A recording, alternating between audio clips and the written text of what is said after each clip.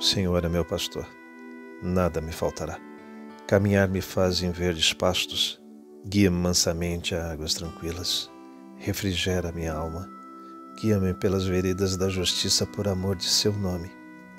Ainda que eu caminhasse pelo vale das sombras da morte, eu não temeria mal algum, porque tu estás comigo. A tua vara e o teu cajado me consolam. Preparas uma mesa perante mim, na presença dos meus inimigos. Unges a minha cabeça com óleo, o meu cálice transborda. Certamente que a bondade e a misericórdia me seguirão todos os dias da minha vida, e habitarei na casa do Senhor por longos dias. O Senhor é meu pastor, nada me faltará. Prece dos aflitos. Emmanuel. Senhor Deus, Pai dos que choram, dos tristes, dos oprimidos, fortaleza dos vencidos, consolo de toda dor. Embora a miséria amarga dos prantos de nossos erros, deste mundo de desterro, clamamos por vosso amor. Nas aflições do caminho, na noite mais tormentosa, vossa fonte generosa é o bem que não cessará. Sois em tudo a luz eterna, da alegria e da bonança, nossa porta de esperança que nunca se fechará. Quando tudo nos despreza, no mundo da iniquidade, quando vem a tempestade sobre as flores da ilusão. Ó Pai, sois a luz divina, o cântico da certeza, vencendo toda aspereza, vencendo toda aflição. No dia de nossa morte, no abandono, no tormento, trazei-nos o esquecimento da sombra, da dor, do mal. Que nos últimos instantes sintamos a luz da vida, renovada e redimida, na paz ditosa e imortal. Que assim seja.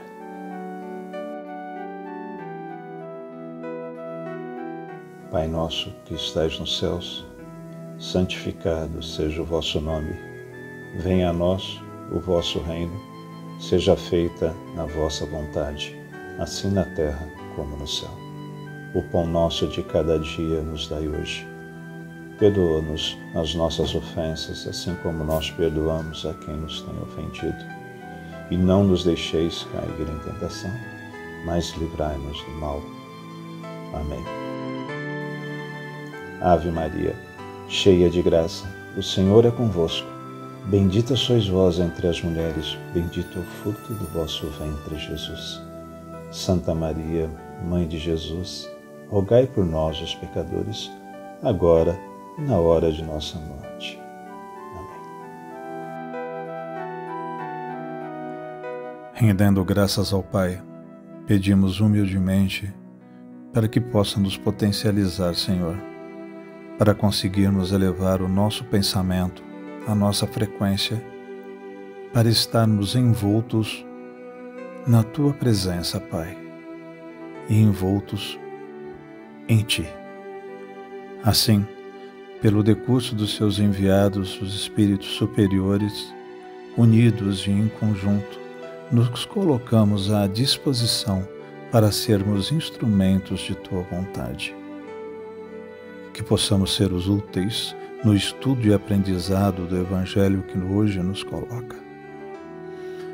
Pai, somos ainda muito pequeninos, mas temos o desejo de buscarmos o nosso melhoramento e a nossa reforma íntima. Nos auxilie, Pai.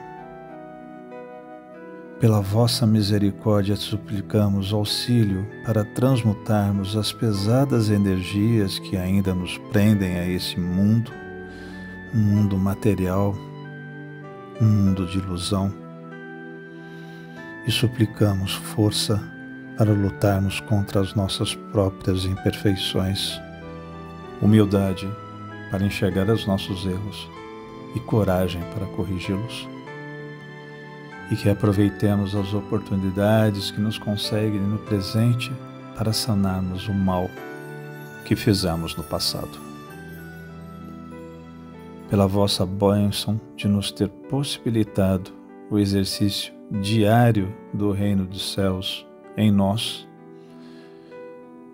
de nos ter possibilitado o exercício da vida, do amor, dia a dia, queremos nos unificar a Ti, Pai, pois já está em nós, mas nós ainda não estamos em Ti. Assim, envoltos nesse estado de espírito, nós saudamos a Trindade Superior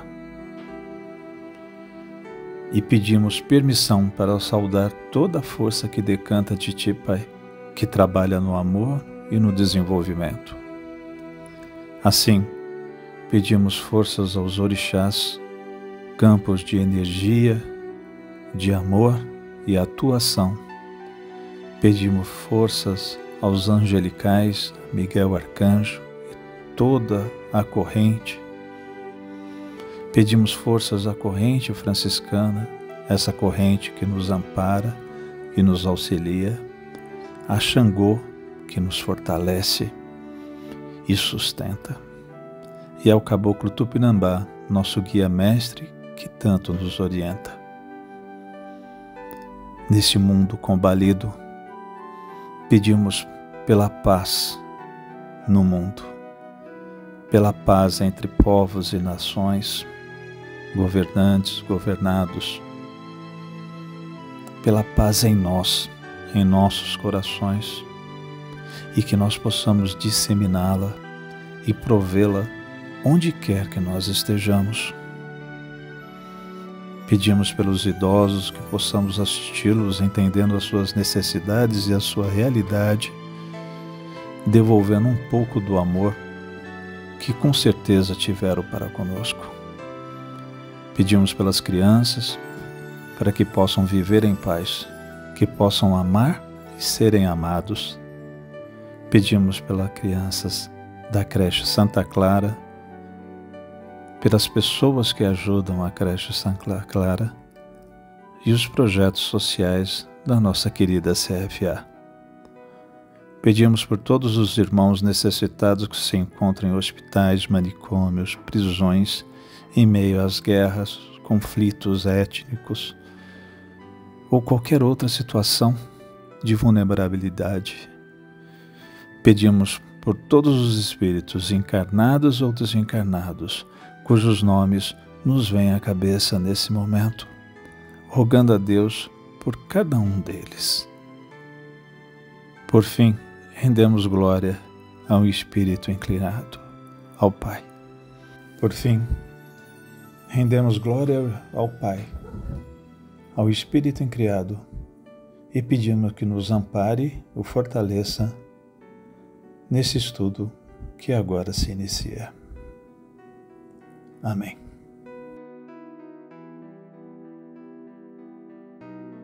Da sabedoria do Evangelho de Dr. Carlos Torres Pastorino, a morte do Batista. Mateus capítulo 14, versículos 6 a 12. Chegado, porém, o aniversário de Herodes, a filha de Herodias dançou de público e agradou a Herodes. Por isto, este prometeu sobre juramento dar-lhe o que ela pedisse. E ela, instigada por sua mãe, disse: dá-me aqui num prato a cabeça de João, o Batista.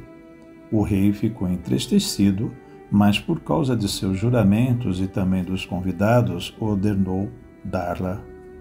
E mandando, decapitou João no cárcere. E foi trazido sua cabeça num prato e dado à mocinha, e ela a levou à sua mãe. Então vieram os discípulos deles, lavaram o corpo e o sepultaram, e partindo eles, foram dar a notícia a Jesus. Explicação. A narrativa de Mateus segue-se à declaração feita, onde é dito que era desejo de Herodes liquidar o Batista. Em Marcos, a sequência é a mesma. O aniversário de Herodes deve ter ocorrido em janeiro de 31, quando o tetrarca se achava em sua vigiliatura de inverno no castelo de Maquereus, justamente onde se encontrava detido o Batista. Herodes ofereceu um banquete ao qual compareceram os que tinham interesse em agradar-lhe, os dignatários da corte, os comandantes militares e as principais figuras da alta sociedade galileia. Já pelo final do banquete, todos um pouco tocados pelos abundantes e generosos vinhos servidos, aparece a dançar a filha dessa Herodíades. A apresentação deve ter causado sensação, já que só se dedicavam à dança as profissionais de vida livre, jamais moças de família e menos ainda princesas. Segundo Josefano, a mocinha se chamava Salomé e devia contar nesta época por volta de 15 anos. Esse autor narra a prisão e morte do Batista, dando-lhe motivo político, que seria para evitar uma insurreição, que bem que pode ter sido a causa alegada perante o público. A dança agradou plenamente a todos, mas sobretudo a Herodes, tanto que este a convida a pedir o que quisesse, que ele lhe daria, acrescendo que lhe a concederia mesmo a metade do seu reino, palavras vazias, pois nenhum reino possuía, já que seu reinado consistia apenas numa simples tetrarquia, que ele administrava por concessão do imperador romano. A mocinha corre à mãe para aconselhar-se e, por instigação dela, solicita-lhe seja entregue aqui e agora, num prato, a cabeça de João Batista. Quer sinceramente, quer por causa da presença dos convivas, o tetrarca demonstra entristecer-se, mas faz questão de cumprir sua promessa. Dá ordem que o pedido seja imediatamente atendido. Um guarda resolveu o problema e decapitou João no cárcere, trazendo de volta a cabeça num prato. A mocinha de 15 anos pegou a bandeja com a macabra encomenda e, na maior naturalidade e calma, entregou-lhe à mãe, revelando com esse fato possuir nervos de aço que suporíamos difícil hoje, se não conhecêssemos o entusiasmo fanático de tantas mocinhas pela luta de boxe e outras pancadarias selvagens.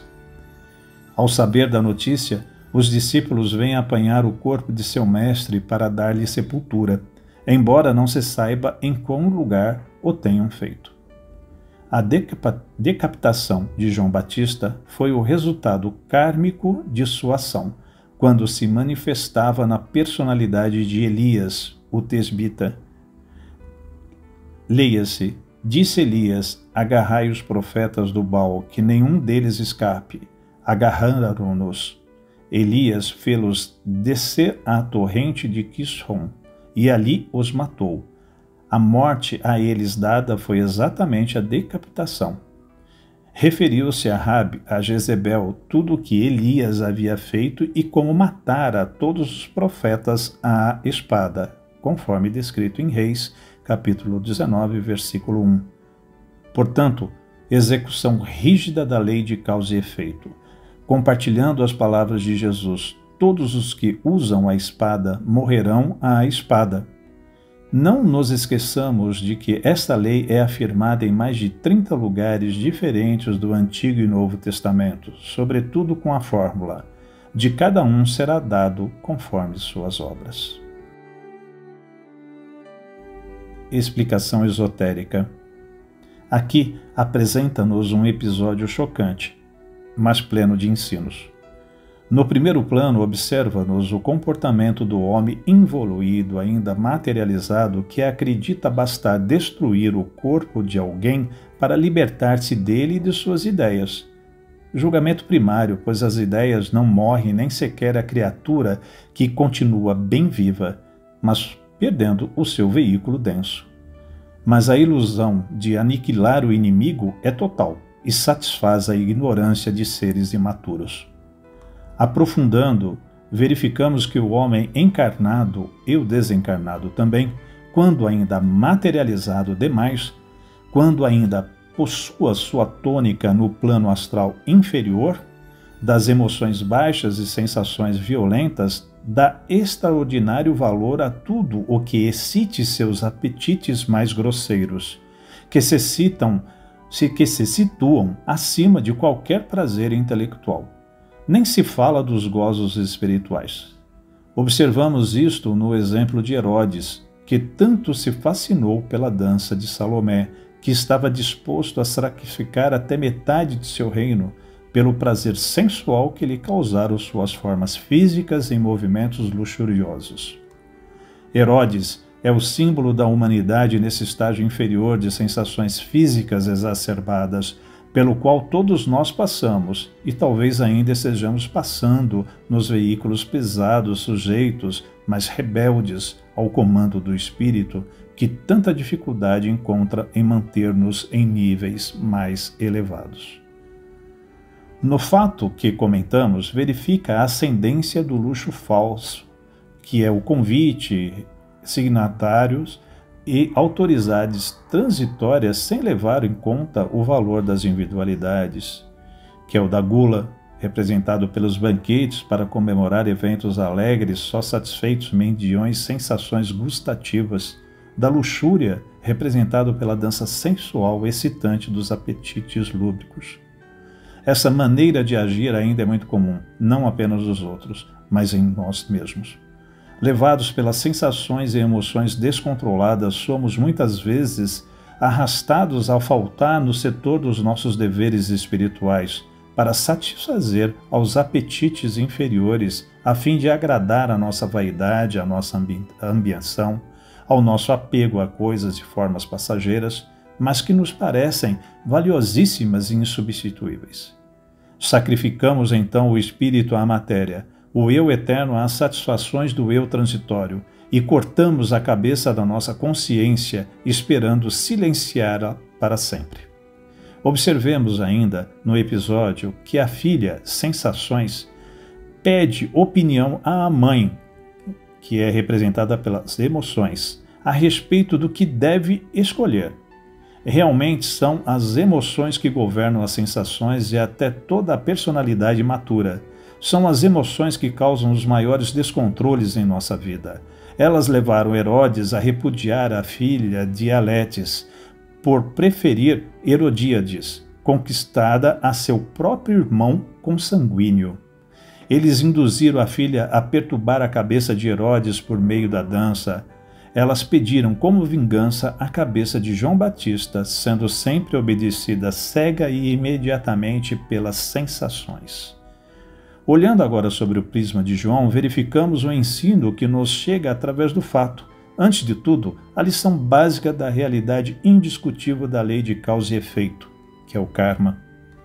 Mas, sendo João o representante da personalidade iluminada, como anteriormente citado, o maior dentre os filhos de mulher, nele encontramos representado o propósito de todas as personalidades desse grau evolutivo.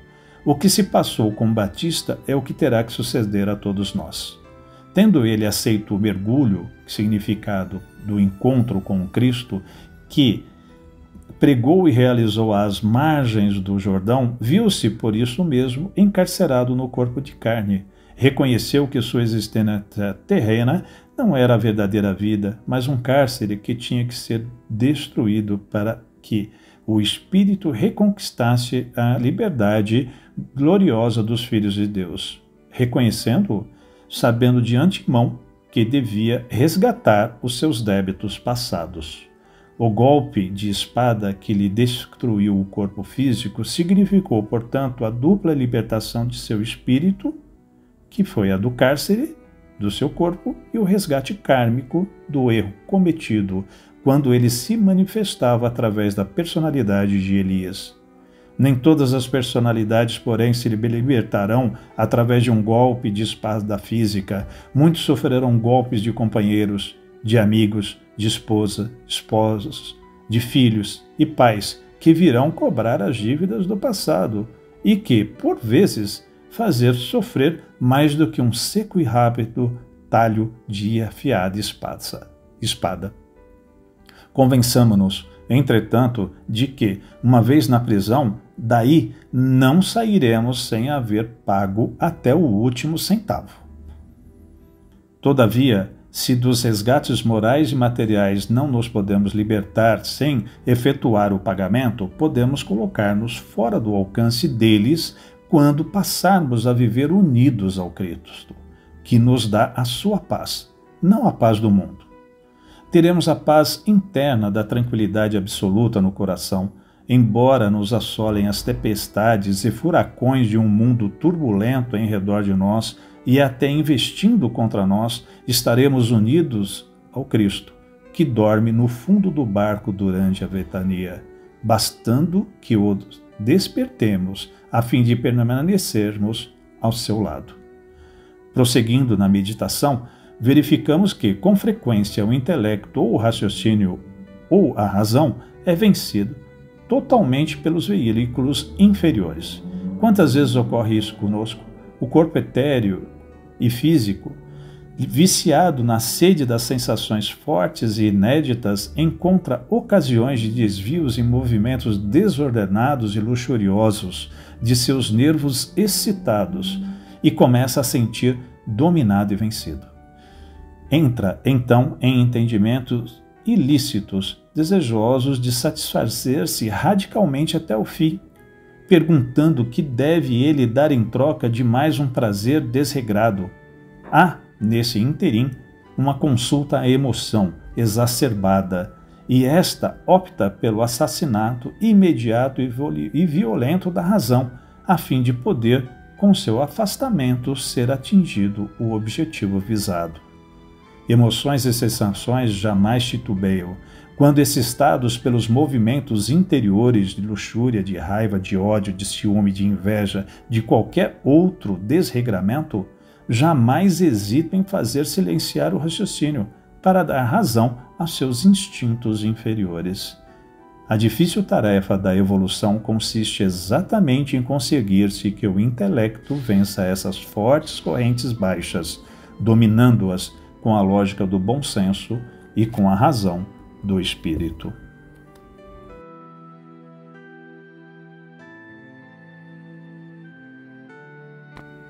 Irmãos, no texto estudado, sem nos atermos ao fato horrendo da decapitação de um ser humano, podemos lançar um olhar com o intuito de aprendizado, ou seja, um aprendizado que transcende a forma fria da palavra.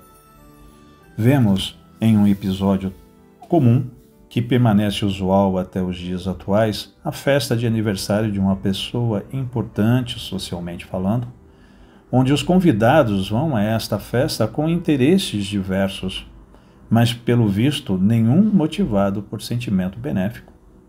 Se banqueteiam de comidas e bebidas, até chegarem a uma determinada hora onde eles vão estar tocados pela bebida. E então, os vícios morais se expressam sem dificuldades, demonstrando o quão ainda estamos envoltos na atmosfera materialista e animalesca. Em suma, pouco ou nada, vemos que evoluímos nesses 2000 anos do fato que se passou. E temos a oportunidade de observar a explicação que as sensações alimentam as emoções e essas nos causam os maiores descontroles em nossas vidas. Quem nunca chegou a ter o corpo trêmulo por causa de alguma emoção que passou, ou uma discussão que se envolveu, ou outro fato? Isso demonstra o nosso grau de inferioridade, pois nos deixamos dominar por essas emoções. E por se tratar de contextos ligados à matéria, são descarregados em nosso veículo denso, ou seja, o nosso corpo. Por isso que nós trememos. Mas observemos esse exemplo do corpo trêmulo. Vejam com grande energias as emoções podem desencadear em nós. Portanto, se nós as controlarmos, esta energia ainda estará lá, no nosso ser.